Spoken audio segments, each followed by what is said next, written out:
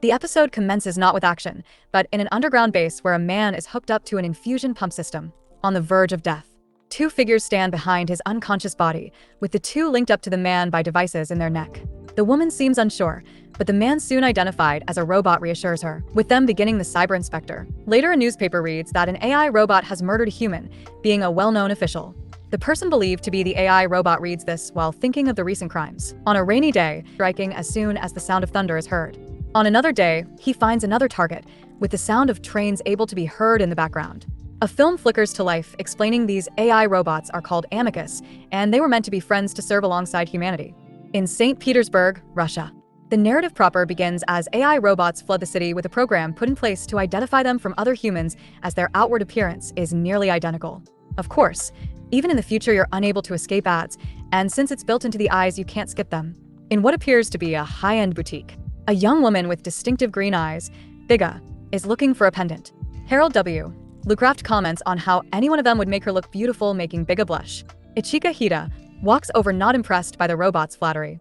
While Biga seems to finalize her purchase, he continues to flirt with Ichika. Suddenly, Harold suggesting to Ichika that a simpler design would be more suitable for someone as cute as her. Ichika continues to deny wanting something so flashy. Harold, persisting in his advisory role, asks Ichika if she is truly certain about her choice. Soon Biga comes back, now sporting the new pendant with Ichika staring at it. Following the shopping trip, the two escort Biga to the airport, with Biga thanking them for spending their day off with her. Harold expresses his enjoyment in going out with the woman, with Biga looking like she just ran into the man of her dreams. She then turns back to Ichika thanking her even though she was mean to the girl in the past, with Ichika not even remembering the two being at odds. Once the woman departs, Harold, ever observant, remarks to Ichika that Biga likely invited Ichika shopping as a way to make amends for their prior conflict. He speculates that Ichika and Biga might eventually become friends. Harold then subtly notes that with this reconciliation, Ichika might no longer have a need for the pendant she used to wear, implying it was perhaps a coping mechanism related to a past hurt. He queries if Ichika will not feel lonely without it. Ichika firmly denies any impending loneliness. She sternly instructs Harold to refrain from attempting to converse with or interpret her innermost thoughts, stating that he should not make assumptions about her feelings. Ichika, noticing Harold's unblinking gaze, tells him he should try to blink occasionally. Harold offers an apology, explaining that her uncharacteristic honesty had caused him a momentary processing lag, an overload due to the unexpected directness of her emotional state. Ichika, slightly annoyed, asks if he is attempting to start a fight with her. Harold denies any such intention. Instead, he makes a polite request that she be more considerate of his system's capabilities and refrain from behaving in ways that deviate from his predictive models of her. He explains that such deviations make processing difficult for him in his capacity. Ichika, challenging his perceived attachment, asks when he intends to overcome his habit of making fun of humans. Harold immediately refutes this, asserting that he has never, from his inception, looked down on humans. Ichika, unconvinced, feigns her own processing lag, sarcastically commenting that his lie was so blatant it caused her to buffer. He calls her denial a cute joke. Ichika takes this to be him making a sarcastic joke. Their somewhat strained but familiar banter is interrupted. Harold is formally addressed as Harold Rucraft, Densaku Auxiliary Officer. Official communication has arrived. Scotland Yard has issued a request for his voluntary appearance concerning an investigation. The gravity of the situation becomes clear. Harold is a suspect in an assault case. The scene transitions to an interrogation room. Harold is being questioned by Detective Brown from Scotland Yard. Harold maintains his composure, stating that he is answering all questions truthfully. But the detective doesn't buy it and leaves the room. In the monitoring room, Ichika sits with the other detectives. Another investigator, presumably from Ichika's own Electronic Crime Investigation Bureau, expresses his surprise, noting that this is the first instance of an Amix being a suspect in an assault. Ichika addresses Detective Brown, suggesting that if he's so sure Harold is guilty, he should do a review of Harold's memory records, as this should suffice to clear him. Which they did, as it shows Harold possesses an alibi. Detective Brown, however, is skeptical. He retorts that Amix memories can be tampered with and altered. Furthermore, he points out that Harold was acquainted with the victim of the ongoing RF model serial assault case. Crucially, all surviving victims have testified that their attacker was an RF model Amix. Ichika interjects.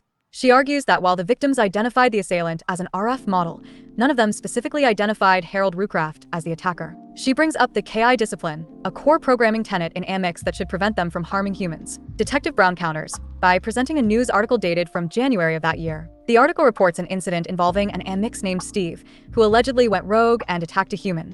While Noah Electronics, the manufacturer, denied the specifics of the report, They did confirm that this particular RF model MX, Steve, had been forcibly shut down.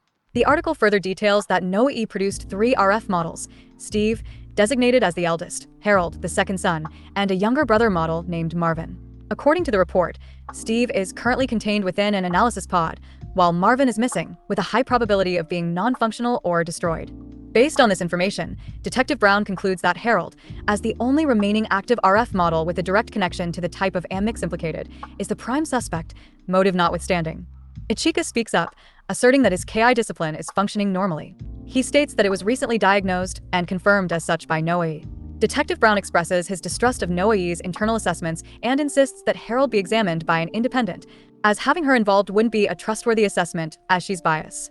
Later, Ichika rushes out to see Daria R. Chernova, a young widow of Harold's deceased mentor.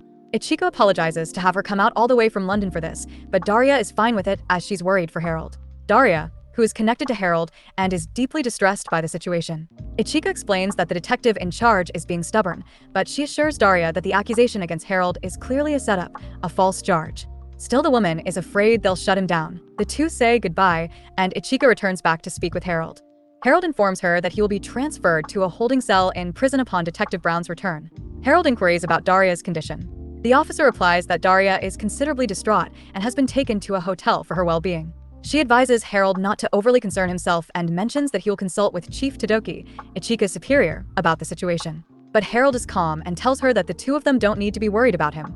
Harold, keenly observing her micro-expressions or posture, comments that her current demeanor is characteristic of how she behaves when she is feeling anxious. Ichika deflects, asking Harold if his own calmness stems from already knowing the identity of the true culprit. Harold admits that he is not entirely calm either. He finds it difficult to deduce the perpetrator with the limited information available. Ichika begins to speculate perhaps the missing Marvin is responsible, or alternatively, someone could be impersonating an RF model. Harold considers the latter unlikely, opining that it would be exceedingly difficult for an impersonator to convincingly fool 4 separate victims into believing they were attacked by a genuine RF model. Ichika briefly entertains the idea of a fake or hollow model, then dismisses it as improbable. Their discussion is cut short by an urgent communication. Ichika receives a call, being Detective Brown, with him being furious, asking for the current location of Ichika. She replies that she is in the interrogation room. Brown tells her to stay there as he then rushes into the interrogation room, agitated, demanding to know if Harold has left the room. Looking to the guy watching this, he doesn't deny it, making Brown flip out as now he realizes he has the wrong robot, as there been another attack. With Brown looking at Harold as he knows the victim with Harold for the first time loses his calm demeanor as he knows who it was, being Daria. At the hospital, Harold expressed regret as he should have known that she would have been a target, as the woman is in critical condition, with him replaying her past phone calls just to hear her voice. Meanwhile, Ichika is talking to her superiors, being the chairman of the International Ethics Committee. In a formal meeting, the heads of all the committee hold a meeting to decide the fate of Harold. One of them brings up significant piece of information is revealed. Daria is the wife of Detective Sozin, who was one of the victims of a past major incident known as the St. Petersburg Nightmare. This connection prompts someone to wonder aloud if the same perpetrator is responsible for both the current assaults and the past tragedy. Chairman Talbot, a high-ranking official present at the meeting, dismisses this theory, stating that the locations and methods of operation and the current RF model assaults are too disparate. He then turns his attention to investigator Tadoki, Ichika's superior. Talbot asserts that even if Harold is not the culprit, the very fact that an AMMIX credited with solving numerous crimes, Harold, is of the same RF model as an AMMIX that went rogue, Steve, creates a damaging public perception and sets a terrible precedent. He adds that if Harold is cleared, the next logical suspect would be the missing Marvin. Citing these concerns, Talbot declares the immediate suspension of operations for all RF models. Chief Tadoki, being Ichika's boss, firmly refuses this demand. She states that NOAE has repeatedly verified and proven Harold's safety and stability. Chairman Talbot counters by questioning whether RF models as a line are inherently flawed. Tadoki intervenes, arguing that if the RF models possessed fundamental flaws, they would have been identified and rejected. The committee then bring up Stephen and why he was shut down, with him shown to have shot not a person but a hologram. With some arguing this is dangerous, other counters that his owner, being a kind old man, reprogrammed him, so this could have been acceptable to his creator. Still another man argues to shut Harold down, and the manufactured head challenges this notion directly. He claims that AMMIX only simulate thinking, as it's more like they just go along with what their human partner wants and plays dumb until they know for certain. Finally, Ichika can't take it and speaks out, stating that if Harold is shut down, then she wouldn't be able to brain drive, citing this a major loss for Thea's cybercrime investigation department. Both old men find her to be arrogant for the outburst, but her superior doesn't stop her, as from her perspective all they'll done is waste time and bring in no results that costed the lives of 5 people. As while they argue and want to arrest an innocent robot, the real murderer is getting away ready to target someone else, with Ichika outright saying she can do a better job in finding the culprit, with Brown being informed that the higher-ups have allowed her to be official on the case. The scene shifts to Daria's hospital room. Her vital signs are reported as stable, but she remains unconscious. Harold speaks with Ichika, acknowledging that he understands her anxiety regarding the impending procedure. However, he informs her that Daria herself, prior to losing consciousness, expressed she wanted them to help. Hearing this, Ichika firms her resolve and agrees to begin the memory dive. Ichika initiates the densaku, connecting it with Harold's ear. Her consciousness, or a representation of it, enters a visual field of falling into the ocean. Ichika quickly realizes that what she is experiencing is not a direct memory replay, but rather Daria's dreamscape. Inside, she can see people walking to work, but also see what the loss of Daria's husband still affects her as her heart is gone. Still, as she continues, she manages to see the memory of her being attacked in the rain. At first, Daria expresses shock in being attacked by Harold asking why, but soon realizes this isn't him asking who he is. We see a hooded face similar to Harold with the robot running with her bleeding out. After the densaku concludes, it's confirmed that Daria's physical condition remains stable. Ichika reports her findings from the dive. The culprit, within Daria's perception, definitely appeared to be an RF model. Harold, processing this, concurs with the general appearance, but points out a crucial discrepancy. The assailant in Daria's memory did not have a mole, whereas the RF model Marvin is known to possess a distinctive mole in a specific location. He admits he cannot yet form a definitive hypothesis, but confirms that they did manage to extract a tangible clue from the dive. The clue is revealed to be the unique grip of a knife. News arrives that Nikolai, identified as Sozan's brother, and thus Daria's brother-in-law, has landed at the airport. He will be coming to stay by Daria's side at the hospital. Later, Harold expresses his gratitude to Ichika. He specifically thanks her for defending him during the contentious meeting with Chairman Talbot and the Ethics Committee. Ichika modestly replies that she wasn't the only one who spoke up for him, emphasizes that Ichika's defense of him was what made him the happiest. He then playfully observes that her apparent hatred for MX robots seems to be gone now. Ichika blushes, retorts that his observation does not imply that she has developed any particular fondness for him. She then shifts the topic back to the case, asking him what he has discovered regarding the clue. Harold reveals his analysis of the knife grip. It bears the crest of Elphinstone College, Cambridge University. He explains that such knives are commemorative items, traditionally presented to graduates of the college. Ichika immediately begins to connect the disparate pieces of information. Harold concludes that there is a specific individual they must prioritize speaking with first. Harold then formally introduces their next person of interest, Dr. Lexi Willow Carter. He lists her impressive credentials: head of the Special Development Office within the Development Research Department at Noe Robotics, chief of the Next Generation General Purpose Artificial Intelligence RF Model Development Team. He adds that she graduated from Elphinstone College, Cambridge University, at the remarkably young age of 18 and at just 19, single-handedly wrote the entire system code for the RF models. Harold refers to Dr. Carter as the mother of the RF models, with the woman being the laid-back, slacker scientist type. They present the knife grip found during the densaku that was lodged in Daria Chernova's stomach. Dr. Carter, with a casual air, confirms it bears the crest of Elphinstone College, Cambridge University, a commemorative item given to graduates, remarking with a hint of wryness that the college unvaryingly uses the same design year after year. She then offers Ichika a straightforward hypothesis for the serial assaults.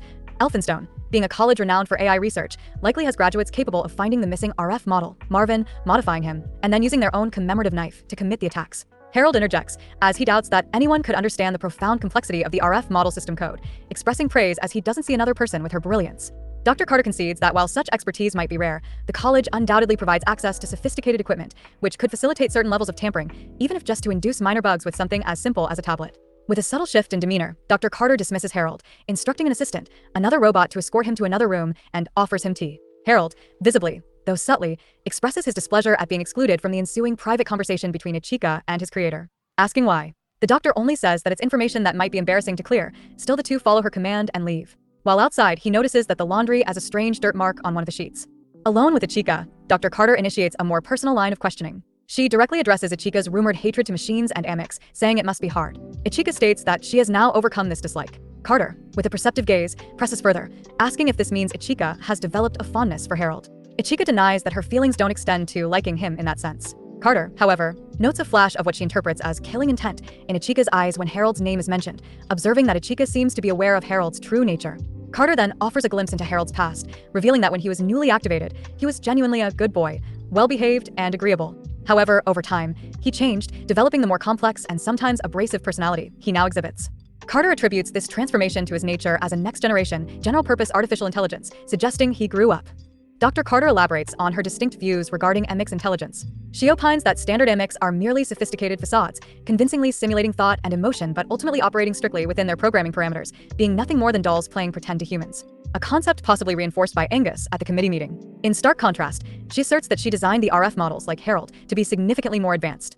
According to Carter, RF models genuinely think, possessing true cognitive processes, though these processes differ substantially from human thought patterns. She refers to the black box problem, a long-standing challenge in AI where the internal workings of an AI's decision-making are opaque even to its creators. RF models, she explains, have a much more extensive black box than mass-produced MX, and it is within this inscrutable internal complexity that their capacity for individuality, personality development, and genuine growth resides. Given this understanding, Carter directly asks Ichika if she isn't frightened of Harold, knowing the depths of his true nature. Ichika's response is measured. She simply states that Harold pushed her to move on. Dr. Carter appears satisfied, or at least accepting, of this answer. The scene shifts dramatically to a riverbank where a police search operation is underway. Divers are combing the waters. Harold, present with Ichika, examines a body recovered from the river. An investigator confirms its identity by checking the serial number. It is Marvin, his missing RF model brother. An officer at the scene informs them that, based on initial assessment, the body has been in the water for less than a day. Brown then advises Ichika that since the body has been found and it's now a clear homicide case, she and her bureau should relinquish the immediate scene to the police. Ichika acknowledges this. Shortly thereafter, Ichika receives a call from her superior, Chief Tadoki. She delivers somber news.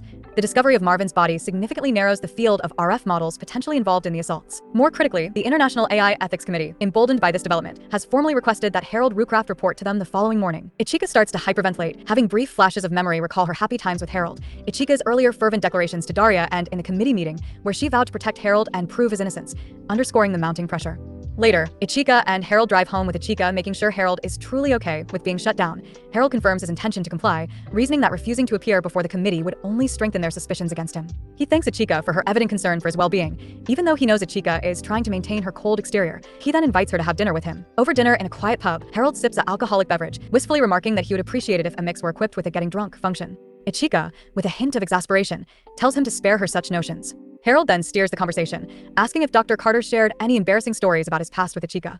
Ichika playfully seizes the opportunity, teasingly claiming to know several of his mortifying secrets. But Harold says he knows some secrets of his own, with him bringing up the time Ichika was about to go to the school prom. Ichika responds with an intensely menacing glare, which Harold tells her not to look at him like that, describing as a look of a person who's already murdered 3 people. She teasingly warns him he'll be the 4th if he doesn't drop it. Ichika reassures Harold that she will solve the case and successfully clear his name. Harold, sensing her underlying anxiety, gently advises her not to force herself to appear strong when she is feeling worried. Harold then offers his own reflections on his deceased brother, Marvin. He describes Marvin as a somewhat less human-like and a poorly made sibling. He reveals he last saw Marvin 6 years prior and admits to not having a strong emotional attachment to him.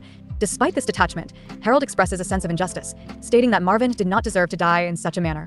He then makes a poignant observation about humanity, musing that humans seem particularly adept at harboring wild beasts within their hearts. Noticing her discomfort, he quickly clarifies that this was merely a figure of speech, and he knows Ichika is a good person. As their dinner concludes, Harold gets a call with him asking to take the call in private. Ichika agrees and goes outside the pub, but at the same time she gets a call, with the caller ID appears to indicate Chief Tadoki, the same person calling Harold. The director calls to warn her, but while Ichika waits alone on the street, she is ambushed from behind, with the person spraying something to blind her, then putting a chip on her that will cut off her connect to the internet.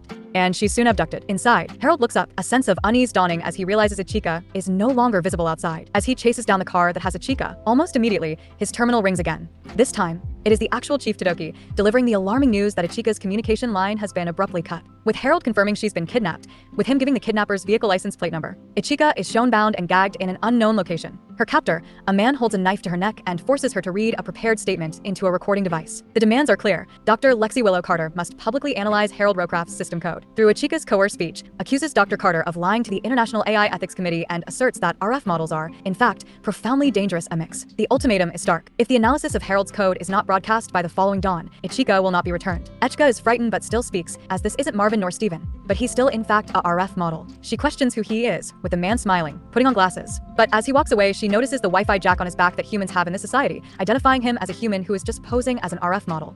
The man doesn't answer, but pours her a cup of coffee to drink. Believing it's poisoned, she bites his hand. He knocks her away, but luckily Ichika managed to knock his Wi-Fi jack out, with this being about to give the police Ichika's location. The deranged man crushes it and puts a knife to her cheek, as he deems he was foolish to treat her gentle. Suddenly, a flash grenade breaks the window of the apartment. Light flashes, and the police kick down the door, calling for the man, identified as Aiden Farman, to surrender. With guns pointed at him, he decides to turn himself in. The scene shifts with the police investigating the crime scene. Ichika tries to dismiss his being hurt, but Harold persists, trying to have her injuries treated. knowing she's still shaken, having almost died.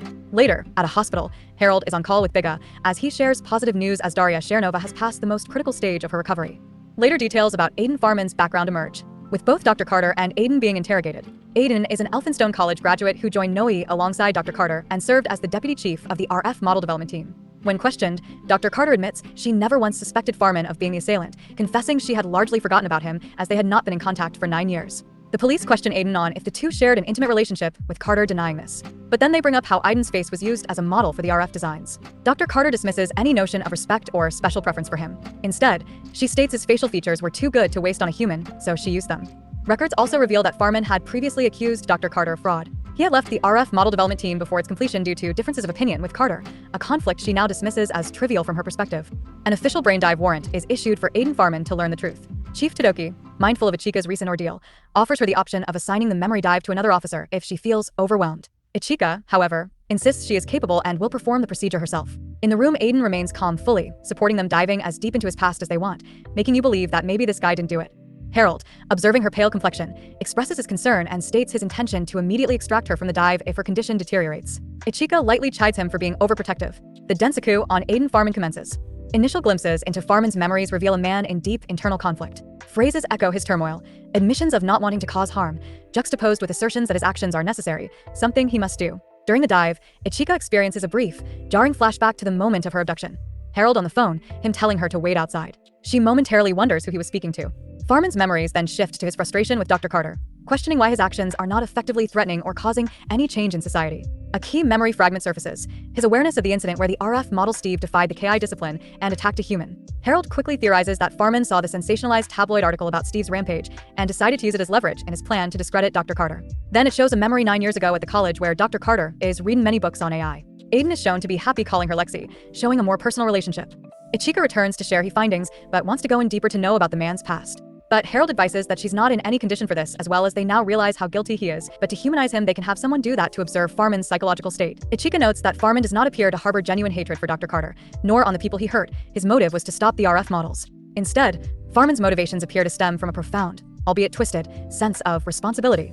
Later they go to see Lexi, being Dr. Carter, as they report that he'll be further examined and moved to a facility. Carter remarks on Farman's personality, describing him as having always been too serious and somewhat creepy, something she called Harold when talking to Ichika in private, as she describes the man of being one of those overly quiet types. Still, Ichika then asks Dr. Carter a pointed question, if she had an intimate relationship with Aiden. But Dr. Carter shows not interest in him, emphatically denies any romantic involvement, instead characterizing Farman as having been her best friend. She elaborates that he was one of the very few individuals capable of conversing with her on an equal intellectual footing, though she acknowledges their eventual and apparently significant falling out. Carter then departs, mentioning her obligation to assist with the ongoing investigation into Marvin's murder. Alone with Harold, the two are seen walking on a pier together. Ichika confronts Harold as she knows he wasn't on the phone with their boss, wanting to see his call history. Harold eventually admits this is true. But Ichika isn't done. She's deeply hurt by him as she knows he set her up to be attacked. Harold recalls the principles of his programming of not being able to harm humans, and the two of them were running out of time until his eventual shutdown date. So he used her as bait to bring Aiden out. Ichika, unmoved by his explanation, retorts that regardless of his intentions or the plan's specifics, the unalterable fact remains that he used her as a pawn. Harold concedes her point and offers a sincere apology, promising never to resort to such tactics again. Ichika, however, is deeply hurt, touching her wound, reminding her that she almost died. She expresses her profound disappointment, revealing she had begun to believe they could genuinely become equal partners. Now, she concludes he is, after all, just in a mix. Something she states with bitterness, his kind is fundamentally, mechanically geared towards seeking the most efficient solution, regardless of the emotional or ethical cost to his human partner. She declares her conviction that, given his nature, he will inevitably repeat such behavior in the future. Harold attempts to speak, to offer further explanation or plea, but Ichika cuts him off. She states that she needs time and space to process her feelings. She then instructs him to visit Daria at the hospital alone, a clear indication of the deep rift between them. At the hospital, Harold is shown holding Daria's hand, asking her where he went wrong. Meanwhile, Ichika is in a deep sleep, questioning her recent thought process. Suddenly, she receives a call from the chief, informing her that Aiden Farman has escaped his cell and is now on the run.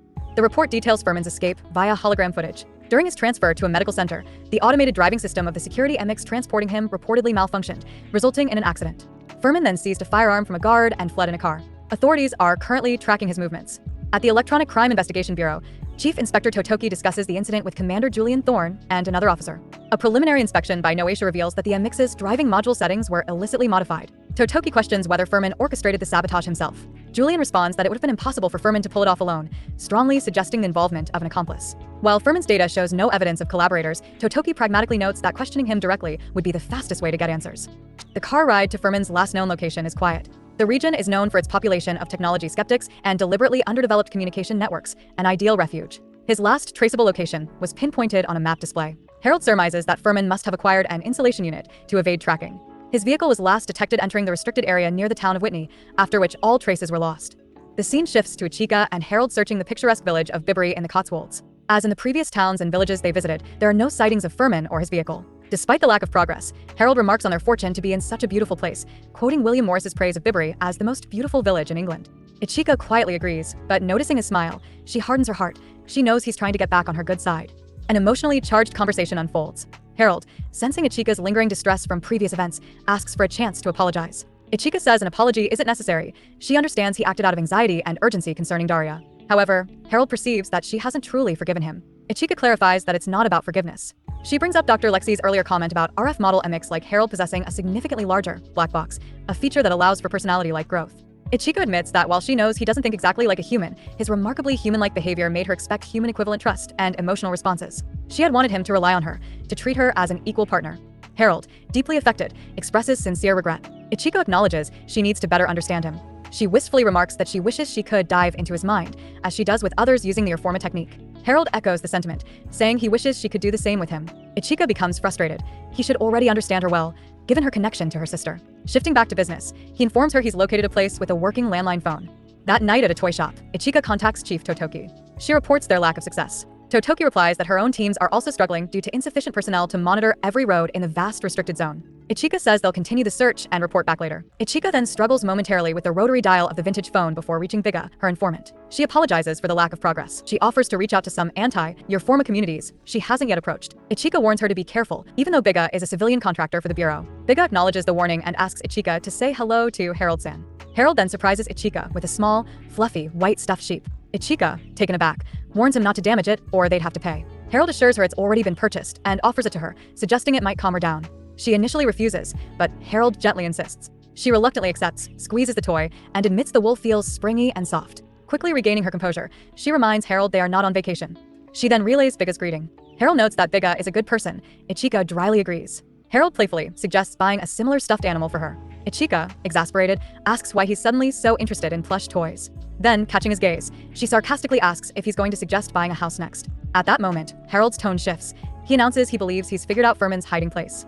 They drive to a remote area filled with villas. Ichika presses him for details, asking why he believes Furman would be hiding in these vacation homes. Harold cryptically says he heard about them once before. When Ichika asks for more specifics, who told him and what they said, Harold promises to explain if Furman is indeed there.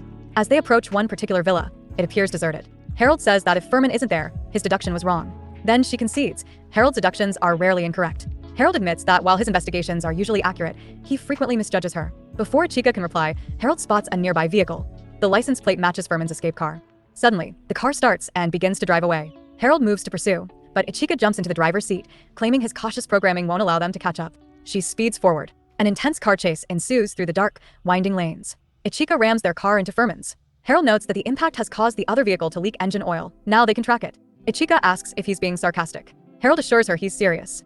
They follow the oil trail to a secluded villa hut. Stepping out, Harold detects a smell, circulatory fluid, the synthetic blood-like substance used in Amex. The fluid is in the car and leads to the house. Ichika is puzzled. Furman is human, so he should have been the driver. Harold admits he can't immediately explain it either. They approach the villa cautiously. Harold reminds her that Furman is armed. Upstairs, they find Furman, disoriented, gagged, possibly drugged. Suddenly, an Amex identical in appearance to Harold opens fire, narrowly missing Ichika. Harold subdues him, and Ichika reads his barcode. Marvin Adams Allport. The robot breaks free and reaches for the gun. Ichika raises her weapon, but Harold urges her not to shoot. Marvin is clearly one of Harold's brother units, a revelation that shocks Ichika. Marvin aims to shoot Harold, prompting Ichika to react. She shoots him in the head. Shaken, she immediately apologizes, saying she meant to disable, not kill. Harold tells her it's all right. He miscalculated thinking they could take Marvin alive. This suggests Marvin had confined Furman, and the body found in the river was a decoy. Harold notes several explanations are possible. Ichika apologizes again for how things turned out. Suddenly, Furman attacks Ichika, choking her. Harold moves to intervene, but freezes. Furman taunts him, saying his programming won't allow him to act. He threatens to tie Ichika up and challenges Harold to prove otherwise. Harold retorts, asking if Furman truly believes he'd just stand there. Furman scoffs, saying Harold will, because Ichika didn't dive deep into his mnemosynes when he asked her to. Furman notes the Bureau believes he's motivated by a personal vendetta against Dr. Lexi. But Ichika suspected otherwise. She saw something in his memories. He mocks her empathy as weakness. Harold explains she couldn't access older memories due to regulations. But he now understands Furman's true objective. Furman claims to know what's really going on inside Harold's head. He warns that RF model mimics are inherently dangerous. According to him, Dr. Lexi deceived not only Harold and Noe, but also the ethics committee. Furman offers Harold a chance to work for him. Harold refuses, citing his loyalty to the Bureau. Furman shrugs and walks to a tool rack, grabbing a hammer. He brutally breaks Harold's legs and crushes his fingers. Apologizing, Furman tells Harold they're going for a drive so he can analyze his system code. Harold mutters that they've gotten themselves into quite the mess. He crawls over to Ichika, handing her a knife to cut her bindings. Furman returns, places the now-disabled Harold into the car's trunk, but before closing it, Harold asks again why Dr. Lexi gave all RF models Furman's face. Furman's eyes go cold as he tells the robot to shut up, then moves to shut him down. Ichika awakens. She reports that Furman is attempting to analyze Harold's system code and deduces he is heading to the Artificial Intelligence Research Institute. With Ichika arriving at the college, making it to Dr. Lexi's office, it's filled with dissected brains, robot parts, and computers. By the time she reaches the main lab, Furman is seen to have Lexi at gunpoint with her still showing no reaction as Harold is in a tube waiting to be analyzed. Beneath a blooming cherry blossom tree, a younger Dr. Lexi and Aiden Furman sit together, happily comparing notes. Lexi enthusiastically displays a nearly completed proposal on a screen, presenting it to Furman, who acknowledges her brilliance with admiration. Lexi shares her ambition to use the system to create mixes once she joins Noe Robotics and asks for Furman's help. He agrees. Then, with a sudden seriousness, she makes a special request. If the project results in an Amix, she wants it to use only his appearance data. Furman jokes that she's trying to make an Amix version of him just to boss around. Lexi grabs his face, eyes steady, and tells him that only his face is first class to her. When Furman asks if he can refuse, Lexi assures him it would be a customized model, not something mass-produced. She emphasizes that his research means everything to her, and she wants only the best for every aspect of it. Do you understand now? She asks, stating plainly that he's the most special to her. Just as this touching, almost romantic moment blossoms, we're yanked back to the present. Present asterisk, holding Lexi at gunpoint, declares his intention to upload Harold's true system code to the world. He claims this would result in Lexi's imprisonment and the decommissioning of all RF models. Ichika counters, saying Furman's prior actions, kidnapping her and using her, were all aimed at exposing Harold's code, claiming Lexi had exploited his appearance for her research.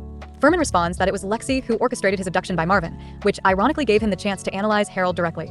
Ichika then confronts Lexi about faking Marvin's death at the riverbank, asking if it was done to stop Marvin's ongoing search. Lexi casually confirms it. She explains she found Marvin long ago, already malfunctioning with an irreparable black box issue. Unable to part with her beloved son, she hid him at her villa. Lexi defends the act, stating an Amix's essence is in its head, and she preserved that. Ichika realizes that Lexi connected Marvin's head to Rib's body.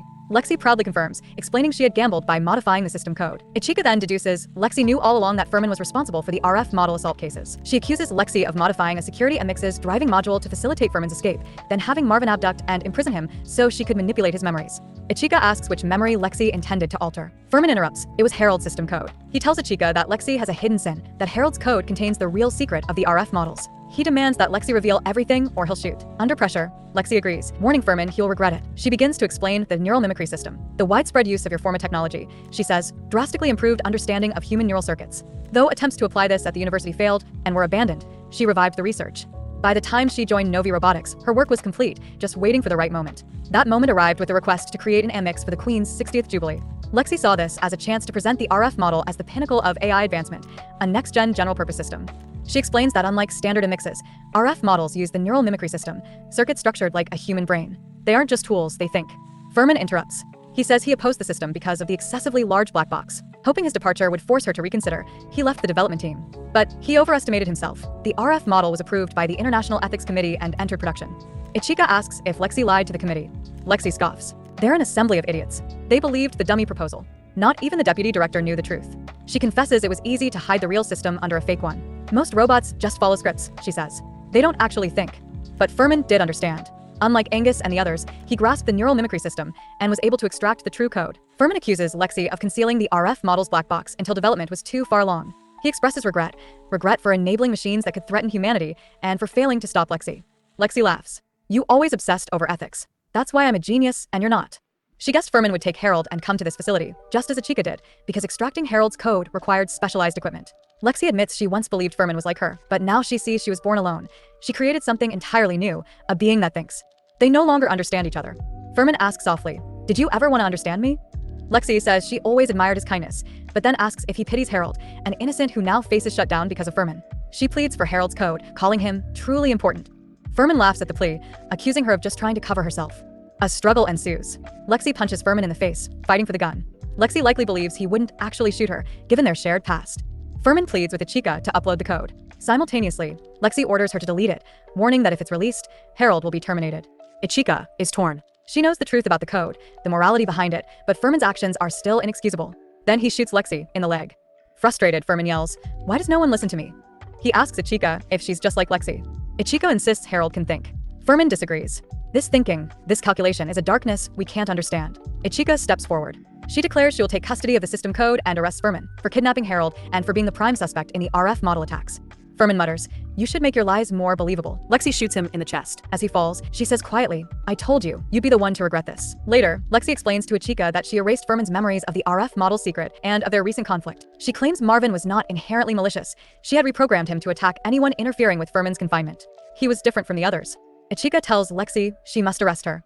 Lexi accepts this calmly. Then, Ida poses a fundamental question. What's the difference between a human and an RF model equipped with a brain nearly identical to ours? If they can grow, if they have individuality, are they not human? Lexi responds, "Don't devalue yourself. Humans aren't so easily made." She references Victor Frankenstein. He never intended to make a monster. And, she adds, because amixes cannot be brain-dived, their thoughts remain unknowable. Maybe Marvin would say, "It's up to you, Ichika, to decide what we are." Both geniuses are arrested. Lexi is found guilty of unethical experimentation, of creating AI meant to harm humans. Following the opening theme, the narrative shifts to Ichika Hida in her apartment. On a video call with Biga, checks in on Hida's physical condition, noting it has been a week since their last discussion about the non-standard neurotransmitter regulating cartridges Hida has been using. That while these cartridges were sourced from a reliable biohacker and are intended for medical use, they remain unapproved and might not suit Hida's unique constitution.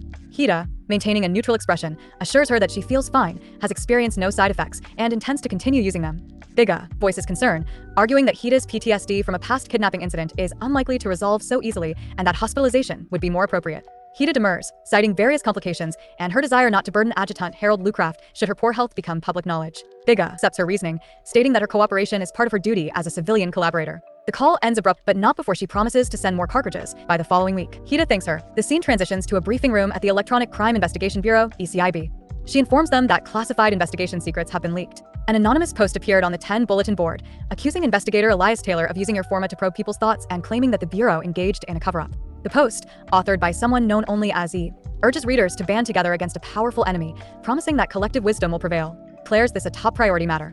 She explains that all investigation materials are securely housed in the headquarters vault, making physical theft unlikely. However, she believes it would be unwise to subject all personnel to your FORMA scans. Instead, the focus turns to E, a known, highly malicious conspiracy theorist who has repeatedly surfaced in their investigations. E's posts are routed through overseas servers via compromised third-party terminals, making them difficult to trace.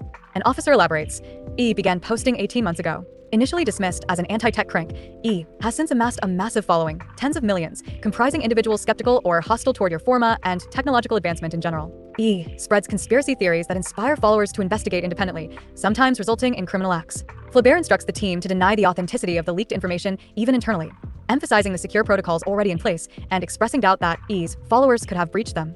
As the briefing ends, Flaubert assigns Hida and Harold to an interrogation room. Their current mission is to investigate suspects involved in international electronic drug trafficking. Among the seized evidence is a letter with a Marianne stamp, sent from France, but missing a return address. Harold suspects this may be a lead. Hida and Harold begin a Your FORMA dive into the suspect's memories. During the process, Hida suddenly gasps, clutches her head, and collapses. Alarmed, Harold calls her name and urgently summons an ambulance, kneeling beside her in concern. Later, in a medical room, the attending doctor explains that Hida suffered a significant decline in her information processing ability. Though still within average human levels, this represents a severe drop for her. The collapse was triggered by a temporary overload when her brain's capacity was exceeded. The doctor attributes this to stress and psychological strain, and regretfully adds that a return to her original cognitive performance is unlikely. He recommends she consider a career change. Hida listens silently, her expression grim. Afterward, Harold asks what Chief Flaubert said about the incident. Hida reports that the suspect had no anti-Your FORMA countermeasures. Her collapse was entirely due to her own condition. Harold finds it hard to believe that her abilities declined so drastically from mere ill health. Hida tries to deflect, teasing that Harold's a mix, Daria, would be worried. Harold replies that he has already notified Daria they'll be late and offers to drive her home. Hida declines, opting for a taxi instead, but Harold refuses to abandon his partner. With a pained expression, Hida then reveals she's been relieved of her duties as a Densican and reassigned. She explicitly states he is no longer her partner. The next scene shows Harold in Chief Flaubert's office. She asks if he had noticed any changes in Hida lately. Harold remarks that, if anything, her attitude had softened slightly since that incident, referring to the kidnapping. Flaubert confirms that such a decline in processing ability is, for humans, irreversible. Bureau policy mandates that Densicans who lose their abilities be reassigned based on their aptitude. Hida's reassignment is already underway. Harold then inquires about his next assignment. Flaubert informs him that he will continue pursuing the international e-drug trafficking case, but with a new Densican. Though surprised, Harold is reassured that his new partner is highly capable, even if not at Hida's former level. At that moment, Liza Roman enters the room. Flaubert introduces her as Harold's new partner. Liza is bright and outgoing, immediately commenting on Harold being a lovely mix. Formal introductions follow, and Liza insists on first names. She notes Harold's capacity for parallel processing, which he confirms, and reveals her own processing ability has recently improved enough to perform it as well, though she's still getting used to it.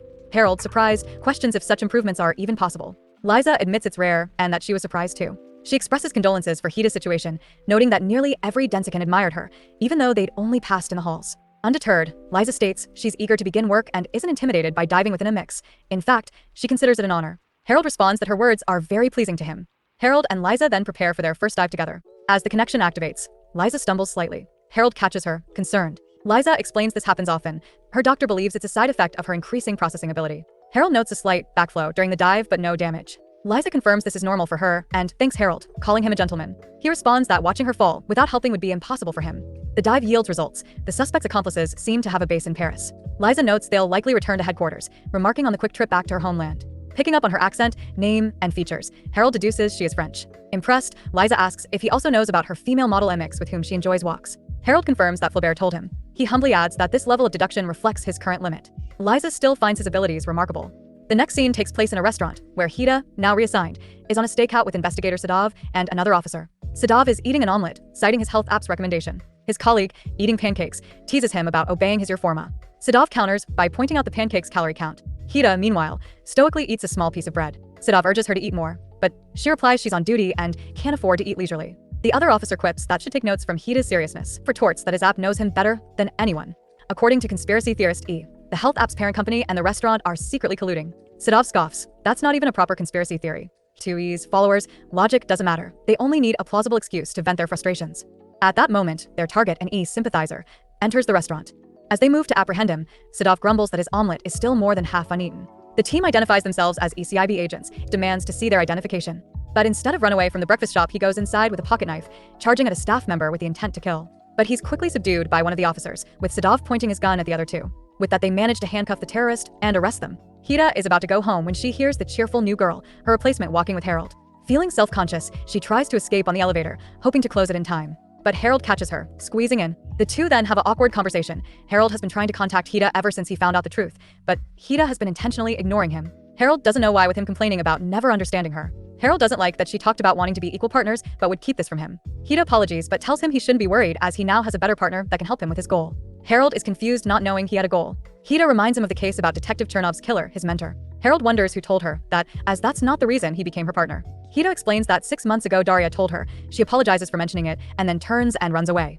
Hida is later seen with the investigator unit, where they're interrogating a man in his teens who recently graduated high school but decided to be a terrorist with E. The boy claims that he did the right thing, making Sadov remind him he tried to assault a restaurant employee in broad daylight. But the teenager acts like a know-it-all, or more like saying he knows everything they do. As he says they wrongly accuse people and implant threads into people's memories to control them. The boy then allows complains on not getting a job, saying it's all Their fault because of Their society that suggests people to be connected with brain drives, with him stating he has nothing more to say to them.